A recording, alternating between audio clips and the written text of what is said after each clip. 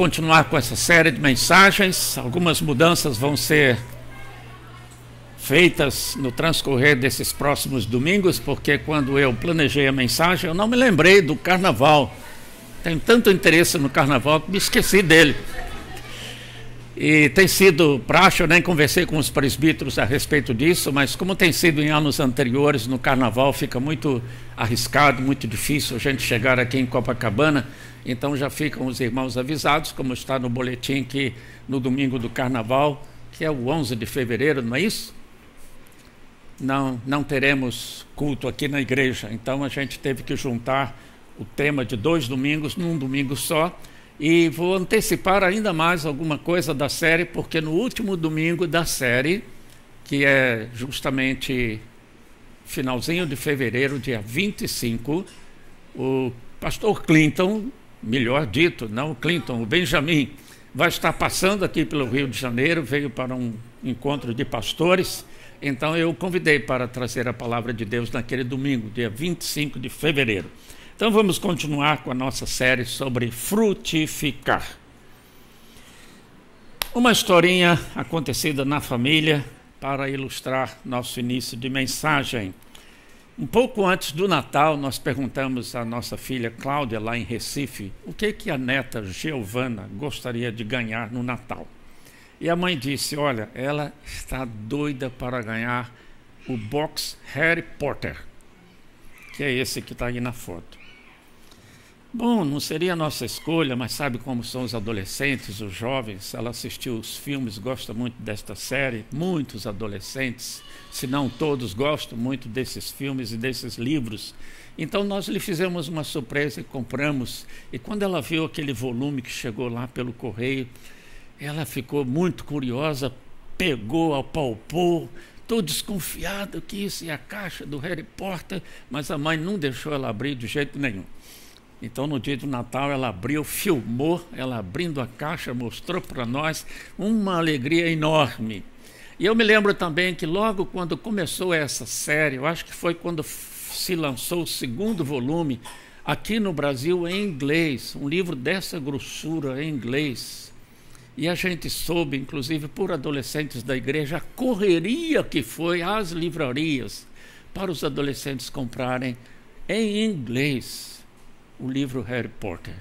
Eu fiz até uma observação lá na igreja, a mãe de uma adolescente não gostou muito, a gente ainda estava conhecendo a série, recomendei que se tivesse cuidado, que os pais procurassem ler antes, porque a gente sabia que tinha um pouco de feitiçaria e mágica e essas coisas nessas histórias, e eu recomendei cuidado. A mulher não gostou nada e saiu da igreja.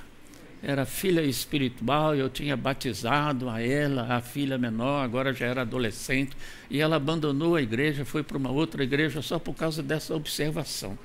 Mas, não é? Acontece.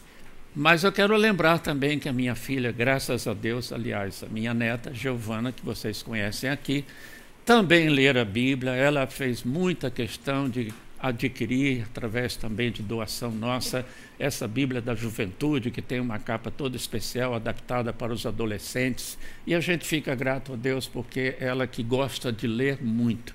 Ela ganhou esses 7 livros, alguns deles até mais grossos, no Natal. Ela já leu 3 volumes completos.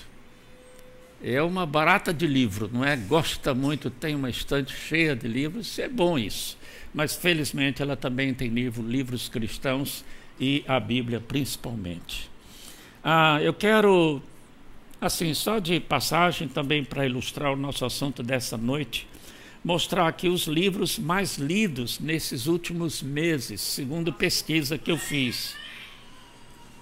Não mexeu em cima não, né?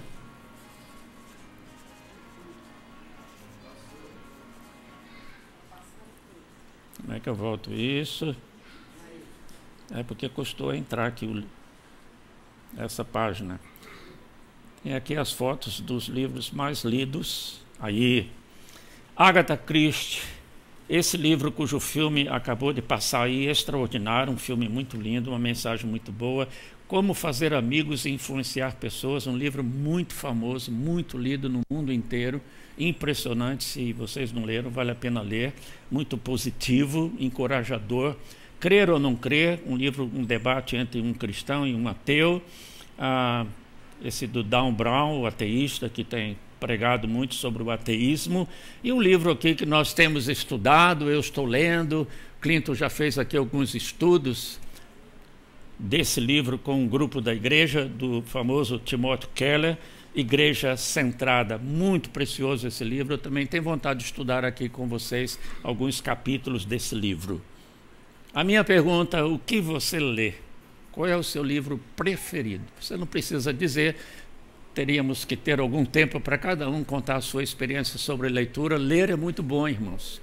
Hoje, com tanta coisa na televisão, tantos filmes e celular, WhatsApp, as pessoas estão lendo cada vez menos. Mas eu recomendo, a gente precisa ler. E essa não é uma questão só cristã, evangélica. Nós temos aí muitos livros preciosos evangélicos para serem lidos, mas é da cultura, nós precisamos dessa formação, devemos cultivar o hábito de ler. Mas a pergunta é, qual é o livro mais importante na sua vida? Bom, eu vou falar sobre a Bíblia, naturalmente, e eu quero mostrar a vocês duas Bíblias que são muito especiais da nossa família. Isso aqui está meio pequeno. Primeiramente, essa Bíblia de capa preta, como estão vendo, muito velha. Esta foi a Bíblia do meu pai por muitos anos. Ela tem inúmeras anotações, a caneta com a letra dele. Eu surpreendi meu pai, tem até um cartãozinho dele mesmo, da época, e eu o surpreendi no escritório, lendo a sua Bíblia, fazendo as suas anotações. Tinha uma agenda onde ele anotava também, além de escrever na própria Bíblia. E quando ele morreu, a minha mãe guardou essa Bíblia com muito carinho. E quando meu filho Benjamin nasceu, em 1982, a minha mãe deu essa Bíblia de presente para o Benjamin, com essa dedicatória. No dia em que Benjamin nasceu, 15 de junho de 82. Benjamin, querido neto, esta Bíblia não tem qualquer valor material. Seu valor está em ser a palavra de Deus. E é como tal que a ofereço a você, o mais novo da família. Você não deve guardá-la como uma lembrança do vovô Benjamin, apenas, mas principalmente como uma herança espiritual, como uma mensagem de Deus que você deve aprender, aceitar, praticar e ensinar. Durante 47 anos, o vovô Benjamin preparou sua mensagem de salvação aos pecadores, lendo nesta Bíblia e ensinando os ensinamentos de Deus, da vovó Elvira, minha mãe.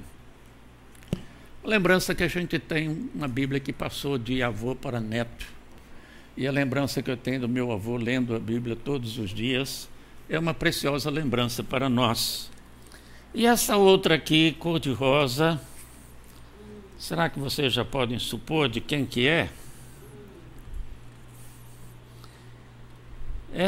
Esse foi o primeiro presente que eu dei à minha namorada no dia 26 de 11 de 1961, no século passado.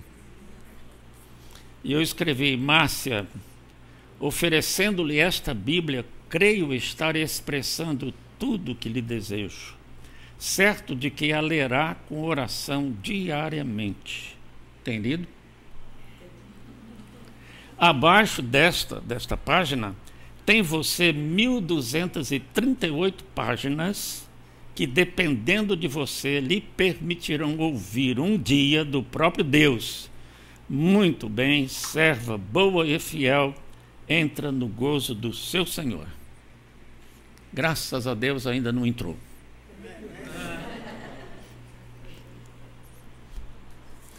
É isso, viu, galera jovem? É presente assim que a gente dá, viu? Deixa eu botar ali, porque o espaço aqui está pouco. Você tem uma Bíblia assim, muito querida, não pela capa bonita, nem muito pela circunstância em que você ganhou ou comprou essa Bíblia, mas por ser a palavra de Deus. Nós temos amor à palavra de Deus. Vou contar para vocês, eu vou deixar aqui que a gravação conte uma história infantil. A Márcia até comentou, será que vale a pena mostrar? Porque é uma história tão infantil, não é um departamento infantil. Mas a história, embora infantil, irmãos, é verdadeira. E ela resultou num ministério de grande importância no mundo inteiro. Você já ouviu falar da Bíblia de Mary Jones? Alguém aqui já ouviu falar dessa história, Mary Jones? Então vocês realmente precisam ouvir. Vamos lá.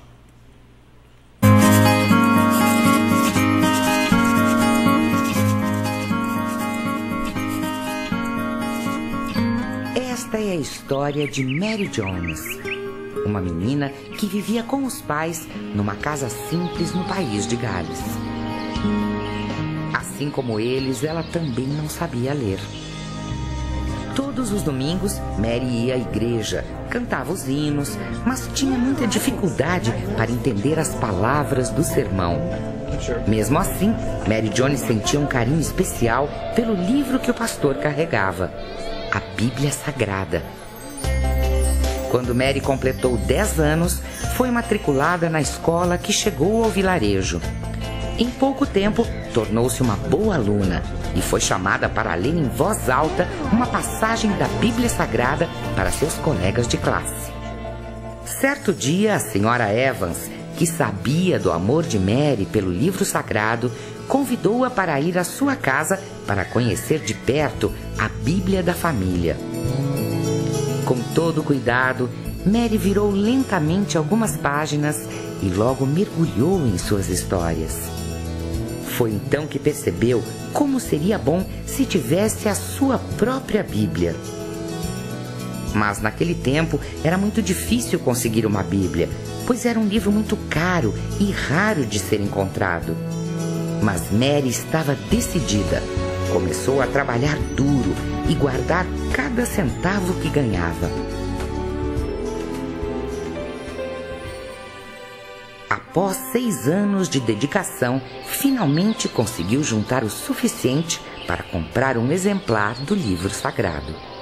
Porém, ainda havia mais um obstáculo para conquistar o seu desejo. Mary teria de percorrer longos 40 quilômetros até a cidade de Bala, o único lugar onde era possível comprar Bíblias. Em busca de seu sonho, Mary, agora com 16 anos, seguiu viagem com a bênção dos pais e de Deus. A pé e descalça, atravessou vales, ribeirões. Cansada, chegou a duvidar se alcançaria o seu objetivo. Anoiteceu e as luzes ao longe fizeram o coração de Mary disparar. Era a cidade de Bala. Ali percorreu casa por casa à procura do pastor Thomas Charles, o homem que poderia ter a Bíblia que ela tanto desejava. Na casa do pastor, contou toda a sua história. Ele ouviu cada palavra, mas ao final lamentou: a única Bíblia em galês já está reservada para outra pessoa. Neste momento, a esperança deu lugar à decepção e ao sofrimento. E ela perguntou: então vou voltar para casa de mãos vazias, sem a minha Bíblia? Mary chorou, desconsolada. Sensibilizado com a história de Mary Jones, o pastor lembrou que outro comprador também falava outros idiomas e decidiu: você merece ter a sua Bíblia. Aqui está. As lágrimas de Mary deram lugar a um imenso sorriso de satisfação e alegria. Ela abraçou sua Bíblia e agradeceu emocionada: obrigada, muito obrigada, pastor. Assim, ela começou sua viagem de volta, cheia de felicidade e abraçada à sua Bíblia. Quando chegou em casa, foi recebida de braços abertos pelos pais. Naquela noite, a família Jones se reuniu e, pela primeira vez, Mary abriu a Bíblia em sua casa e leu o Salmo 150. Aleluia! Louvem a Deus no seu templo. Louvem o Senhor pelas coisas maravilhosas que tem feito. Todos os seres vivos, louvem o Senhor. Aleluia! A família Jones agradeceu a Deus pelo maravilhoso tesouro, uma Bíblia na sua própria língua. Foi assim que Mary Jones se tornou parte de uma grande história. Depois desse dia, o pastor Thomas Charles reuniu outros líderes de igreja para que se dedicassem a fornecer mais Bíblias ao país de Gales. E a ideia deu tão certo que foi criada uma sociedade bíblica para fornecer Bíblias ao mundo inteiro. Assim nasceu, em 1804, a primeira sociedade bíblica. Em todo o mundo foram criadas sociedades bíblicas. E em 1948 foi fundada a Sociedade Bíblica do Brasil, que hoje é uma das que mais distribui o livro sagrado.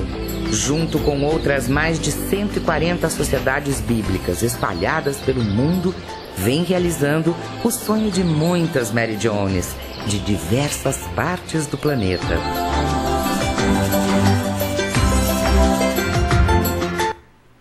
Vocês sabiam que a Sociedade Bíblica do Brasil tem a sua origem na história dessa menina? A nossa Sociedade Bíblica tem sede aqui no Rio de Janeiro, na Rua do Uruguai. Nossas Bíblias geralmente são compradas lá, com exceção de algumas Bíblias especiais de estudo. E a Sociedade Bíblica do Brasil, como foi dito aí, distribui por ano milhões de Bíblias em várias partes do mundo, Bíblias não só em português, mas também em outras línguas. Graças a Deus por isso, como Deus usou uma menina pobre, tão simples, e o seu amor à palavra de Deus. Hoje nós temos tanta facilidade, não é, irmãos? A gente tem às vezes em casa várias Bíblias, edições diferentes, tem Bíblia para mulher, Bíblia para homem, Bíblia de estudo assim, Bíblia de estudo assado, tem Bíblia para juventude, Bíblia para adolescente, tem Bíblia do bebê. Nós temos uma fartura de Bíblias e custam tão barato em relação a outros livros. Será que nós damos valor, irmãos? Nós podemos frutificar muito mais, amando a palavra de Deus, estudando a palavra de Deus. E esse é o nosso tema de hoje, frutificar somente com a palavra de Deus. Salmo 1, que foi citado e comentado domingo passado, só para pegarmos a ligação de uma mensagem com outra. Quem tem prazer na lei do Senhor é como árvore plantada junto ao rio, que dá o seu fruto na estação própria.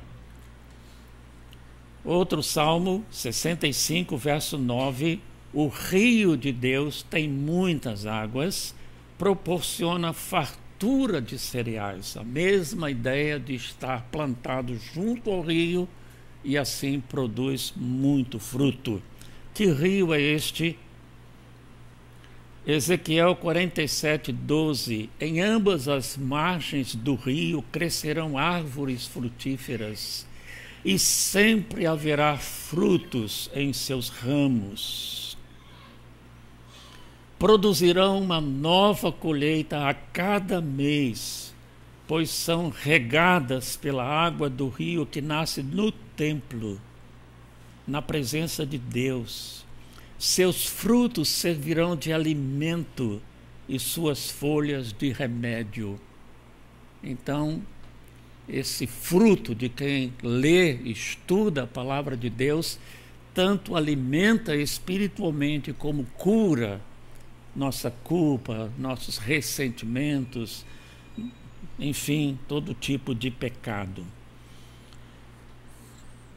Salmo 19, 7 a 14, é um salmo que nos primeiros versículos 1 a 13 exalta a criação de Deus.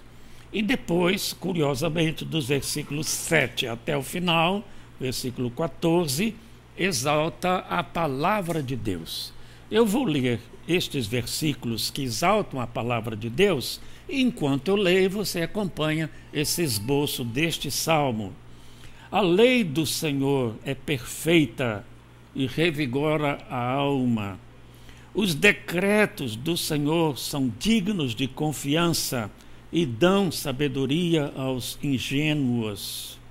Os preceitos do Senhor são justos e alegram o coração. Os mandamentos do Senhor são límpidos e iluminam a vida. O temor do Senhor é puro e dura para sempre. As instruções do Senhor são verdadeiras e todas elas são corretas. São mais desejáveis que o ouro, mesmo o ouro puro, são mais doces do que o mel, mesmo o mel que goteja do favo. Depois eu leio o restante.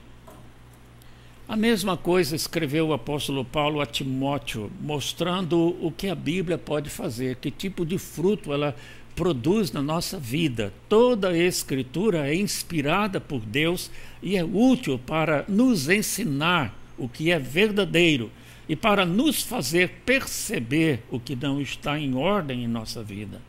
Ela nos corrige quando erramos e nos ensina a fazer o que é certo. Deus a usa para preparar e capacitar seu povo para toda boa obra. Em poucas palavras, o apóstolo Paulo disse, não é, irmãos, tanta coisa que a Bíblia pode fazer por nós.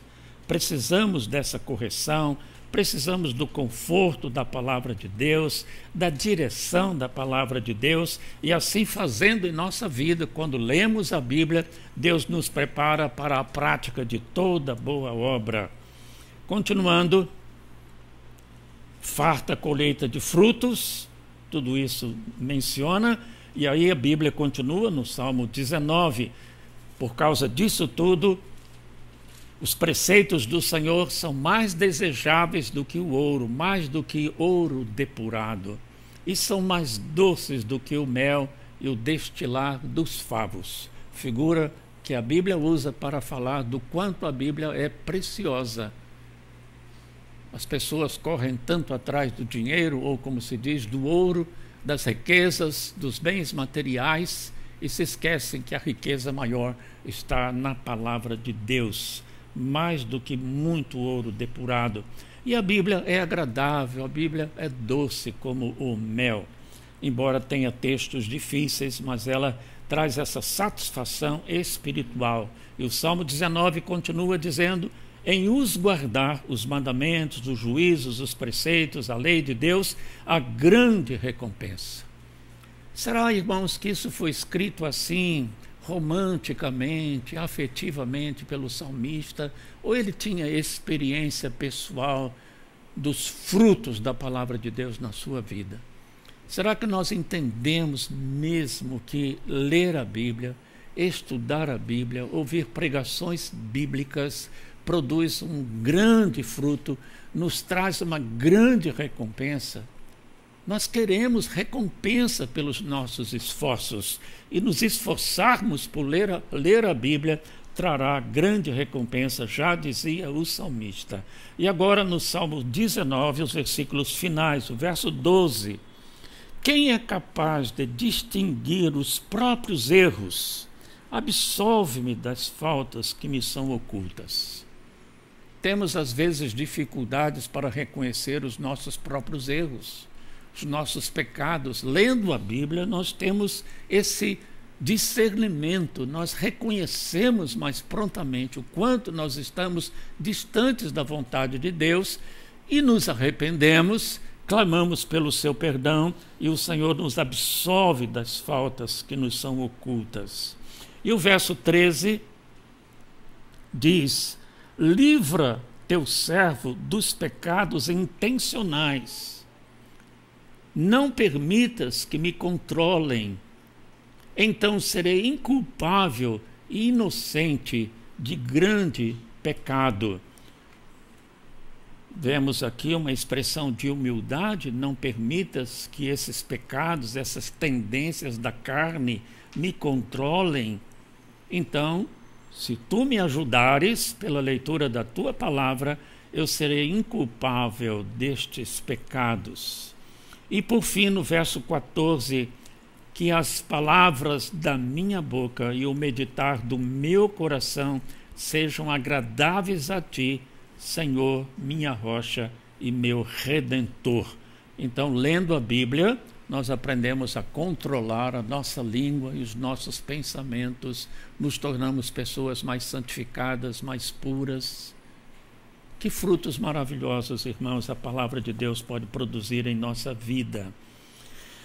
Renato Vargens, um pastor, conferencista nacional, ele tem um blog onde ele publica muitos estudos, muitas preleções. Ele é um dos autores desse livro grosso assim, que tem muitos autores desses conferencistas nacionais, homens de Deus, e é um livro muito precioso. Eu já li vários capítulos, inclusive esse sobre o valor, a importância da palavra de Deus para a igreja brasileira. Eu tive que me controlar para não colocar aqui muito desse capítulo, porque todo ele é muito precioso. Mesmo assim, é uma citação longa, para a qual eu peço a sua atenção, mas acho que vale a pena. Ele diz, primeiro: o tempo que vivemos tem sido marcado por numerosos avanços sociais, científicos e tecnológicos. No entanto, a Igreja Evangélica Brasileira do século XXI encontra-se mergulhada em comportamentos e crenças que em muito nos fazem lembrar o século XVI, que foi o século da Reforma Protestante. Os púlpitos das igrejas e as salas de aula dos seminários têm sido ocupados por homens desconhecedores das mais profundas verdades sustentadas na Reforma do século XVI.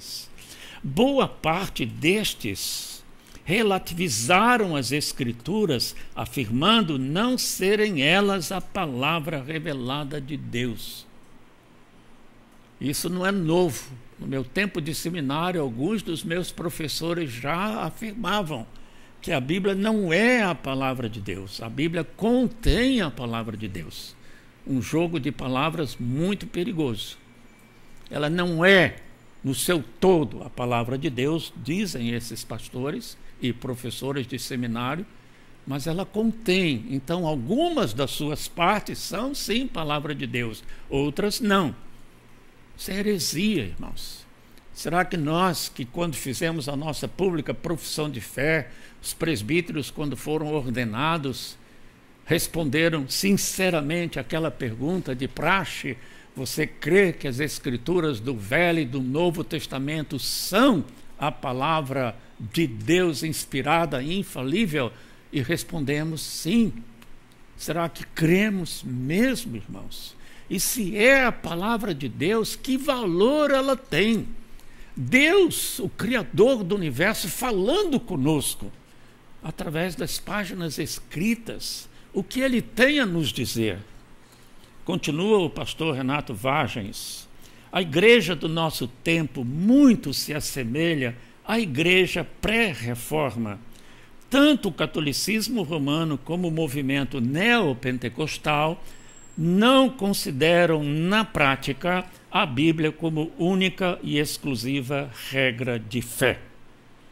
Creio, diz o pastor autor desse comentário, creio firmemente que boa parte dos nossos problemas eclesiásticos se deve ao fato de termos abandonado as Escrituras. Os conceitos pregados pelos reformadores precisam ser resgatados e proclamados. Torna-se indispensável o aparecimento de homens que, assim como nossos irmãos do passado, amem fervorosamente as Escrituras. Mais do que nunca, a igreja brasileira precisa refletir sobre a relevância da palavra de Deus, além de fazer do seu púlpito um lugar de fundamentação da sã doutrina. Até pouco tempo atrás, os evangélicos eram pejorativamente denominados Bíblia. E eu me lembro muito bem disso. Isso porque era extremamente comum ver pelas ruas de nossas cidades uma multidão de pessoas indo em direção às igrejas com um livro preto debaixo do braço. Além disso, tinham os crentes em Jesus o salutar hábito de não somente meditar no conteúdo das Escrituras, como também obedecer seus preceitos e orientações. Afirmo que a palavra de Deus é viva, infalível, eterna e totalmente fidedigna. Somente por ela devemos nortear as nossas mais variadas e complexas decisões. É a palavra que sacia a fome do coração e preenche as lacunas da existência. É ela que revela o Criador, bem como o seu imensurável amor. Palavras contundentes e muito verdadeiras. Vamos fazer aí um tipo de agronomia espiritual. Como a palavra pode produzir frutos em nossa vida?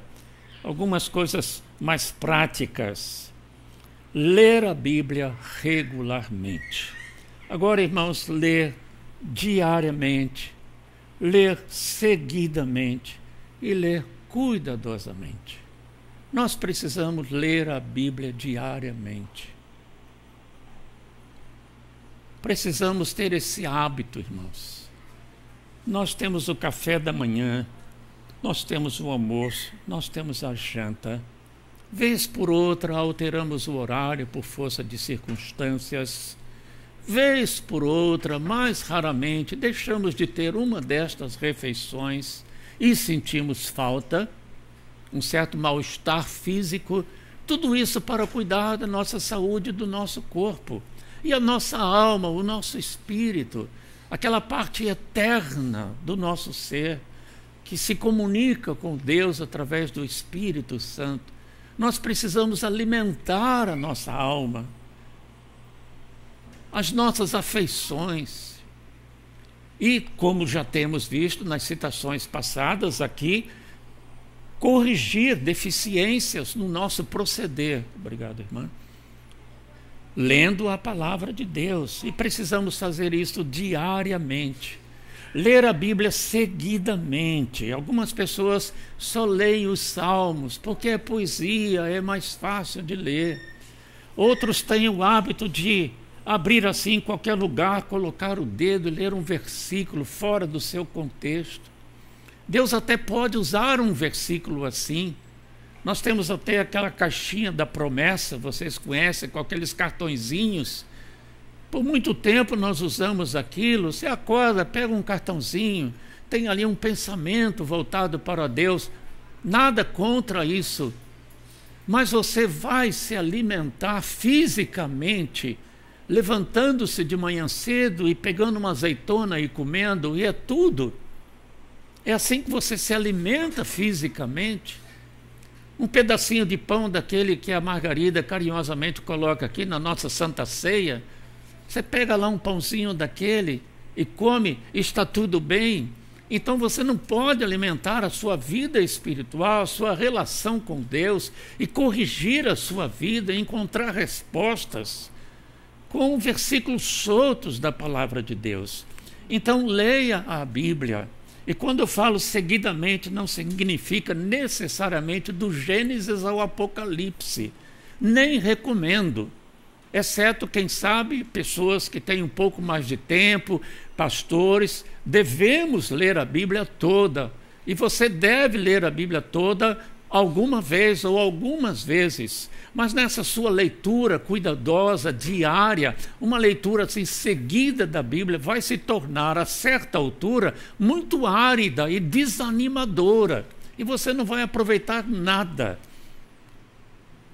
O livro de Gênesis, maravilhoso, a história dos patriarcas, de José e etc., Aí você chega em Êxodo e você tem a história de Moisés, depois do Êxodo, capítulo 13, instituição da Páscoa, e aí começam todas aquelas leis que Deus deu a Moisés no Monte Sinai.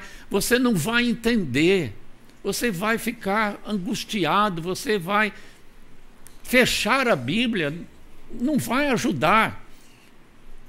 Então você tem que escolher algumas partes da Bíblia assim mais longas e ler seguidamente. Livro de Ruth, livro de Jó, o começo da história de Daniel na Babilônia. Aí você pega, e principalmente aqueles que estão começando agora, os evangelhos. Aí o Novo Testamento, sim, você começa Mateus, Marcos, Lucas, João, lê o livro de Atos dos Apóstolos, que é a história da igreja, as pregações de Paulo, a plantação de igrejas por todo o Império Romano. Então vem as cartas de Paulo, a carta de Romanos um pouco mais pesada, difícil, as outras cartas mais leves, mais fáceis, com muita doutrinação. E por aí vai. Quando chegar no Apocalipse, você pede socorro ao pastor. Mas é um livro muito precioso, só que precisa de ajuda para entendê-lo. Bom, ler a Bíblia diariamente, seguidamente e cuidadosamente. Quando eu falo cuidadosamente, além daquilo que acabei de falar, aí como essa figura mostra, e eu comentei isso ao mostrar a Bíblia do meu pai, tenha uma caneta, irmãos, um marcador de texto, de preferência uma agenda ou um caderno, e leia uma porção daquelas que tem esses parágrafos na Bíblia, esses títulos que foram acrescentados para nos ajudar. Então você leia uma vez, leia 2 vezes, peça a Deus a iluminação do Espírito Santo, reflita no que aquilo possa significar, grife, como você vê aí na figura, o que lhe chama mais a atenção. O ato de você parar, colocar a reguinha, grifar, ajuda você a prestar atenção naquilo que você está lendo. E depois você ore a Deus. Senhor, como eu posso aplicar este ensino à minha vida? E vamos falar um pouco mais sobre isso logo à frente. Além de ler a Bíblia desta forma cuidadosa e com a intenção de colocá-la em prática, e não por um hábito religioso e desencargo de consciência apenas, mas com verdadeiro interesse, você precisa estudar a Bíblia. É diferente de ler tão simplesmente. Para isso você tem hoje em dia, que maravilha, irmãos, no meu tempo não havia isso. Livros fantásticos, instrumentos que Deus proporcionou-nos nesta geração, para entender melhor a sua palavra. Homens de Deus, estudados, fizeram comentários nas chamadas Bíblias de Estudo. Uma das melhores é a chamada Bíblia de Genebra, que tem esse nome porque foi em Genebra que Calvino realizou praticamente a reforma protestante na linha de Calvino e não de Lutero. A cidade se modificou, tornou-se um modelo de cidade, porque Calvino era praticamente não só pastor, mas o prefeito da cidade. Naquele tempo em que não havia uma separação tão distinta de igreja e Estado. Então as leis construíram uma cidade de paz. Os protestantes de vários outros países da Europa, quando reformados, quando convertidos a Cristo, começaram a ser perseguidos pela igreja dominante na época e se refugiaram em Genebra, porque estava sob o governo de Calvino. Era um refúgio para os protestantes recém-convertidos. Bíblias de estudo. Tem a concordância, que é, simplificando, um dicionário bíblico. Você quer fazer um estudo sobre Israel, então você procura lá a palavra Israel e vem uma relação enorme de textos bíblicos sobre Israel. Você quer fazer um estudo sobre salvação, você procura a palavra salvação e vê uma relação enorme de textos bíblicos sobre a salvação. Isso ajuda muito no estudo da palavra de Deus. Comentários bíblicos. Eu os uso abundantemente. Nós reconhecemos que nós, embora percebamos a palavra de Deus, ou seja, o sentido, a mensagem de Deus, num determinado texto, em outros nós não percebemos. Muitas das mensagens que eu prego aqui são elucidadas estudando comentários bíblicos de homens que foram especialmente preparados por Deus para escrever estes comentários, que são hermenêutica, que são interpretação do texto sagrado. Você nem precisa gastar dinheiro comprando. A maior parte destes comentários, hoje você baixa na internet gratuitamente. Eu estou empacotando os livros do Benjamin, porque agora ele já definiu a moradia, etc. e tal, pediu para eu mandar os livros. Já enchi 4 caixas, estava lá tomando meu espaço. E eu vi também uma coleção que eu tenho, dessa largura assim, são 6 volumes grossos, letrinha miudinha, Velho Testamento, uma quantidade assim, e Novo Testamento, uma quantidade assim. Eles se chamam o Velho Testamento interpretado versículo por versículo. Agora você imagina, versículo por versículo, interpretado, explicado. Uma riqueza. Só que estou colocando à venda. Sabe por quê? Porque eu baixei da internet. Você pode baixar esses livros. A coleção de comentários chamados Vida Nova são preciosos. Os comentários Esperança, é só você digitar ali, comentários bíblicos Esperança, e você vai baixar esses livros. Agora, tem que ter interesse de ler. Você está lendo o livro de Mateus, dificuldade para entender algumas das parábolas, alguns dos ditos de Jesus, baixa o comentário de Mateus, lê um pedacinho do texto bíblico de Mateus e vai lá no comentário, capítulo 3, versículos 1 a 10, e vê o que o autor está dizendo. Você gasta tanto tempo estudando na faculdade, fazendo um mestrado, um doutorado, e você se aplica, você estuda até altas horas da noite. Qual é o seu interesse? Parabéns, é isso mesmo que você deve fazer. Mas você está fazendo isso para o exercício de uma profissão, para uma realização pessoal e para ganhar dinheiro. E precisamos, nada é errado. Mas só que tudo isso vai passar. Você vai se aposentar, você vai envelhecer, você vai morrer com todo esse conhecimento dentro da sua cabeça. Mas o que você adquirir de relação com Deus, de entendimento das coisas espirituais, de uma vida santificada, irmãos, isto salta desta vida para a eternidade. Por isso Paulo escreveu a Timóteo: o exercício físico para pouco é proveitoso. Ele não está dizendo que não é proveitoso, mas comparando com o exercício espiritual, é pouco proveitoso.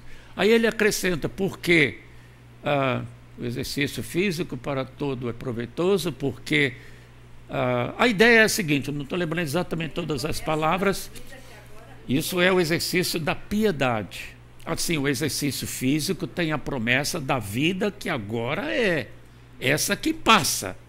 É bom ter saúde, cuida do seu corpo, faz exercício, alimenta-se bem, evita os vícios e os excessos.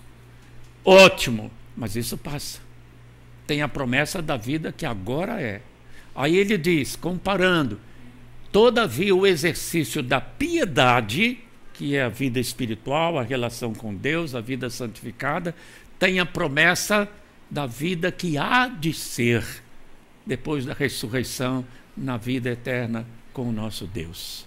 Então, leia a Bíblia, estude a Bíblia, use os comentários bíblicos, frequente os pequenos grupos. Tivemos uma reunião, não é, Rogério, presbítero Rogério, coordenador do Ministério de Pequenos Grupos. Esta semana nos reunimos e uma das coisas que eu disse ali é que nós precisamos incrementar aqui na igreja a participação dos irmãos nos pequenos grupos.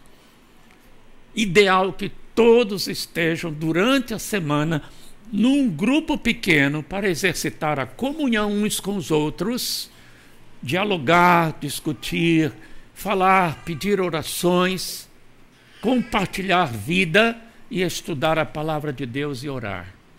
Isto é uma bênção, isto fortalece a igreja e ainda pode trazer visitantes que eventualmente hão de conhecer o amor de Deus por eles. Participar dos pequenos grupos de estudo bíblico e ouvir as pregações como as ouviam os cristãos da cidade de Bereia, onde Paulo plantou uma igreja. Escrevendo lá em Atos, Paulo disse: os de Bereia foram mais espertos, mais zelosos do que o de Tessalônica, porque o que faziam os de Bereia?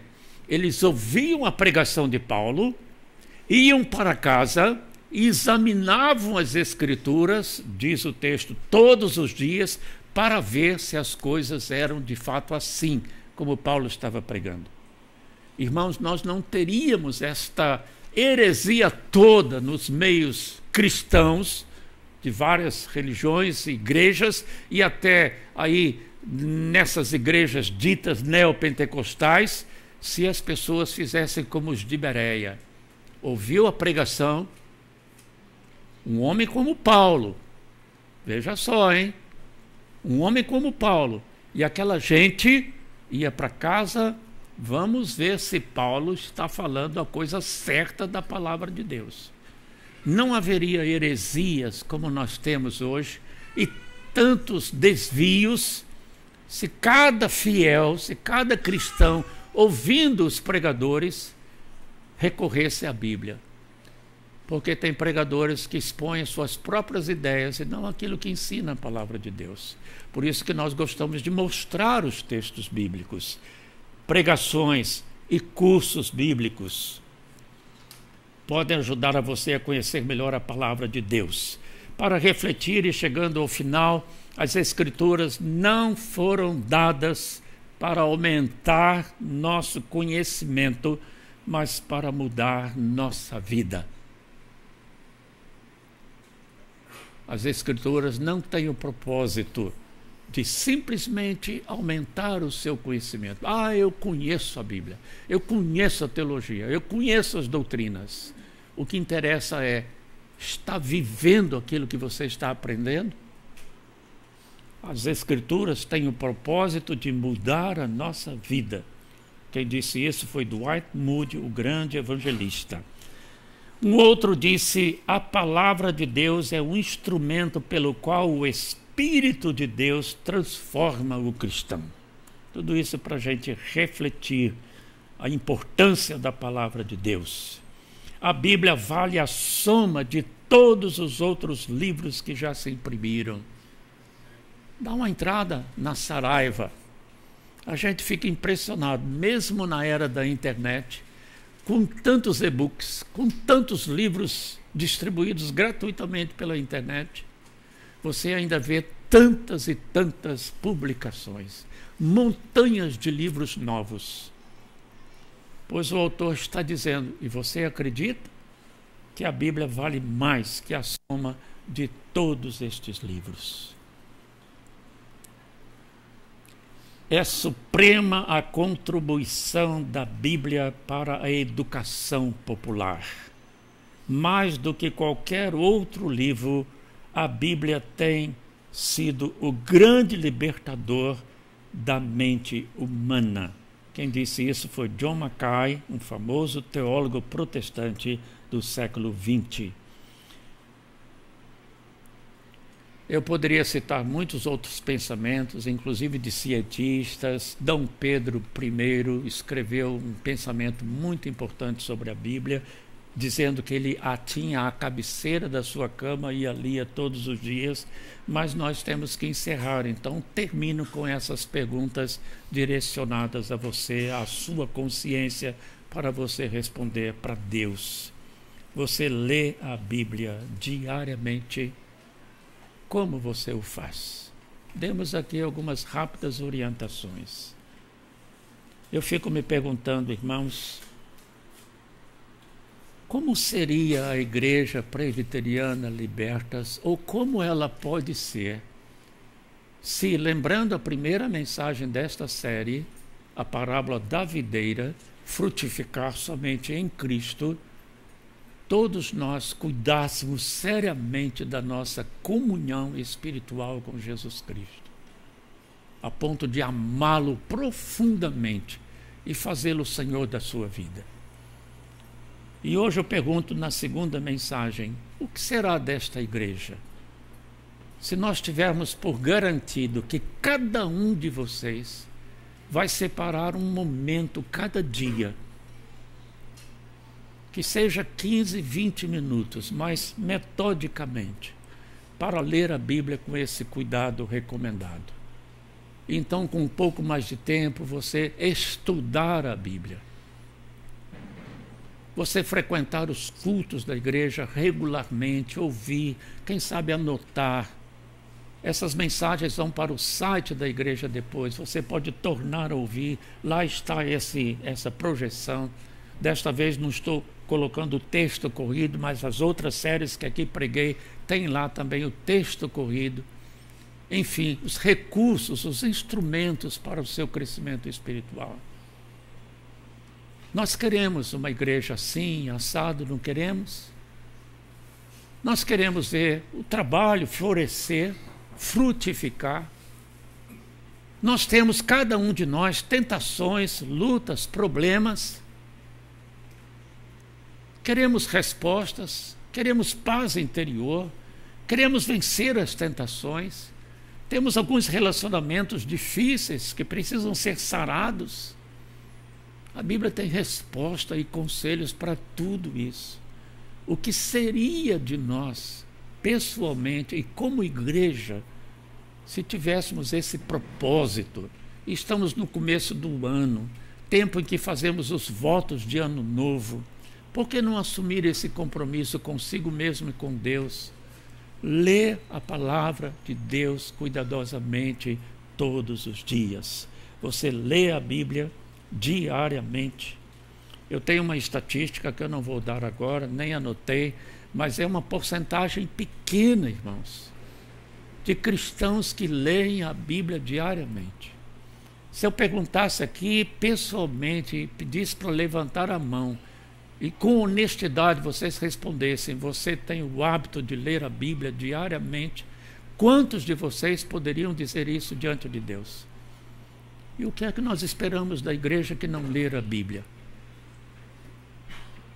Você tem prazer na leitura da palavra de Deus? Não é ler porque o pastor falou, não é ler para desencargo de consciência, não é ler porque se diz que todo cristão lê a Bíblia, então eu sou cristão, eu tenho que ler a Bíblia.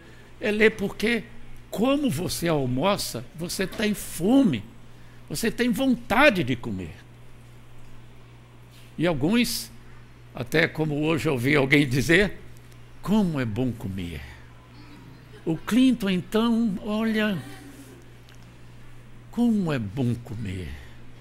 Aí quando acaba, pelo menos quando é a comida da Dona Márcia, comi demais. Eu falo, Clinton, não coma assim, meu filho. Tenha prazer de comer, mas saiba parar, não é? Mas com respeito à Bíblia, quanto mais a gente lê, mais a gente vai engordar espiritualmente. Você tem prazer na leitura da palavra de Deus? Você é como árvore plantada junto às águas. Salmo 1, o justo é como árvore plantada junto às águas, que no devido tempo dá o seu fruto. Como esperar fruto se você não estiver junto às águas vivas de Jesus Cristo, bebendo da fonte, que no caso é a palavra de Deus? E por fim, Que frutos podem ser vistos em sua vida como resultado de leitura e estudo bíblico? Eu gostaria de ter um tempinho, mas não agora, para contar algumas experiências que eu tive pessoalmente e que nós tivemos como casal. Eu já contei aqui uma dessas experiências, talvez a mais marcante, numa noite muito difícil, influenciados por um certo problema exterior, nem era nosso, nós nos desentendemos, ficamos magoados. A Márcia chegou a dizer: acabou, vamos cada um seguir o seu caminho. Imagine só, você pode imaginar a Márcia dizendo uma coisa dessa? E eu num canto, ela no outro canto, naquela noite terrível em que a gente não dormiu.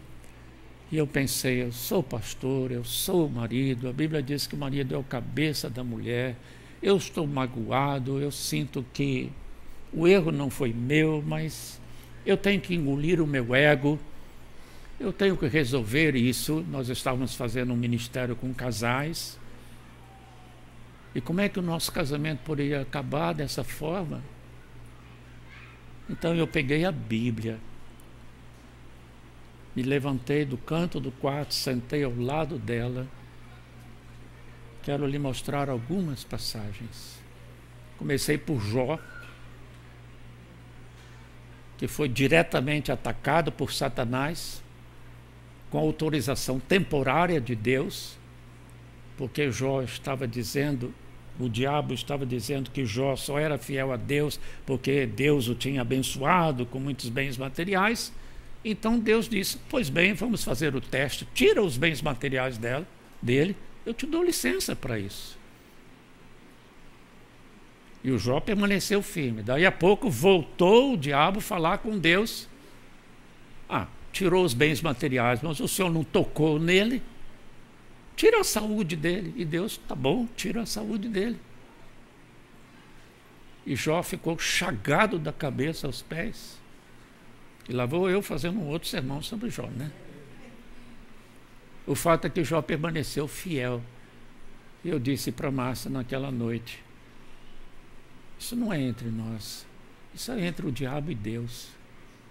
E nós não vamos permitir que ele destrua o nosso relacionamento e o nosso ministério com casais e à frente de uma grande igreja em Recife. E fui para outras passagens bíblicas relacionadas com relacionamento conjugal. Daí a pouco ela estava chorando, não me lembro se eu chorei, sou difícil de chorar externamente. E eu a convidei para se ajoelhar, eu a abracei, e é como eu sempre digo, de joelhos, abraçados, irmãos, não tem jeito de brigar. Não tem jeito, nem a posição física permite. E nos levantamos dali vitoriosos. E a história continua, mas o fato é que foi a Bíblia como ferramenta, como instrumento para trazer paz, para reconciliar, para quebrantar corações. Você encontra respostas na palavra de Deus. Agora, se você não tem familiaridade com a palavra de Deus, como é que eu encontrei aqueles textos apropriados? Porque aquilo estava no coração, estava na mente. A gente conhece a Bíblia. Igual uma estante cheia de remédio, você conhece mais ou menos os remédios. Você tem experiência com eles. Esse aqui passa dor de cabeça. Dorflex. Tomou um, resolve. A dor sumiu. Não é? Posso dar uma experiência rapidinho? Pode? Quinta-feira eu vim aqui para a reunião de oração. Eu cheguei aqui com mal-estar e com a dor aqui embaixo do ventre. Aí eu sentei, não tinha ninguém, eu sempre chego mais cedo, sentei aqui nas cadeiras e fiquei alguns minutos em silêncio. Depois peguei uma dessas Bíblias aqui e comecei a ler. Li capítulo 2 e capítulo 3 do Evangelho de João. Daqui a pouco a dor passou, não tinha mais dor. Graças a Deus. Quando chegou o Vini, que foi o primeiro, não tinha mais dor nele. Me chegou, me encontrou louvando a Deus. Louvando a Deus sozinha. Parecia que essa sala aqui estava cheia de gente. E eu adorando a Deus. Gente, eu não garanto, mas anjos devia ter muitos. Amém. Obrigado, irmã, pela contribuição. Então é isso, irmãos. No próximo domingo nós continuamos na mesma linha de pensamentos, frutificar somente com a oração. E depois, juntando então duas mensagens, como eu já expliquei por quê, nós vamos falar sobre testemunho e evangelização. E essas coisas estão ligadas. Como vai testemunhar, como vai evangelizar, falar do amor de Deus, se você não conhecer a palavra de Deus, se você não tiver vida de oração, se não estiver em comunhão com o Senhor Jesus. Então tudo isso está ligado, são os capítulos da série Frutificar para a Glória de Deus.